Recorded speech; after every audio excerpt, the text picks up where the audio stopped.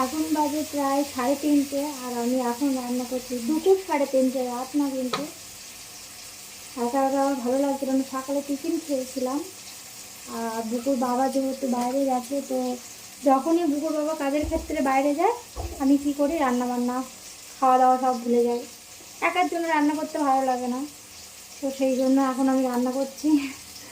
বুকুর সাথে একটু ঘুমিয়ে পড়েছিলাম, তারপর ও এখনও ঘুমোচ্ছে, আমি উঠে রান্না করছি। রান্না হবে, তারপর আমি 4-5টার সময় গিয়ে খাবো। ও বাবা আসতেও আসবে না।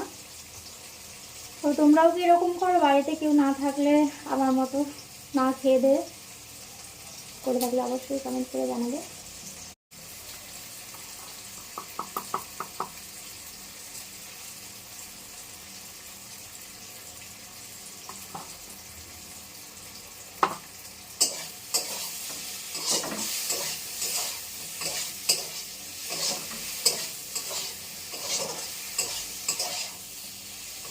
একা একার জন্য রান্না করতে একদম ভালো লাগে না।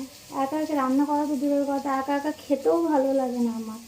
আমি ছোটোবেলা থেকে এরকম, যদি বাড়ি কেউ না থাকে তো আমি খাওয়া দাওয়া করতাম না, মানে যখন আসবে তখন খাবো সবাই মিলে একসাথে। মানে একা একা খেলে যেন আমার কেমন একটা মনে হয় যেন আমার কেউ নেই বা এরকম কিছু। তো এর পাশের বাড়ি একটা বউ আছে, তা ও একদিন জিজ্ঞাসা করতে, বলছে তোর খাওয়াই গেছে? আমি বলছি না। বলছে কেন? আমার 4টা বাজে এখনো খাসনি।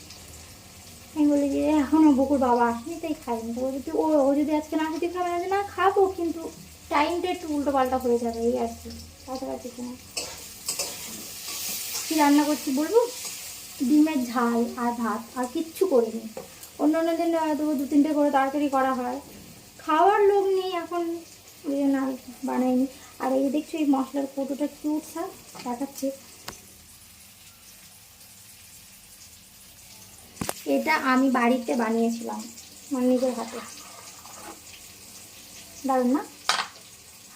ঠিক আছে চলো, এখন রান্না করেছি, এবার আমি খেয়ে নিই, তারপর তোমাদের সাথে দেখা হচ্ছে। না আর দেখা হবে না, আমি আবার গিয়ে বুকুর কাছে গিয়ে ঘুমিয়ে পড়বো, খুব ঘুম পাচ্ছে। বাই, ভালো থাকবে।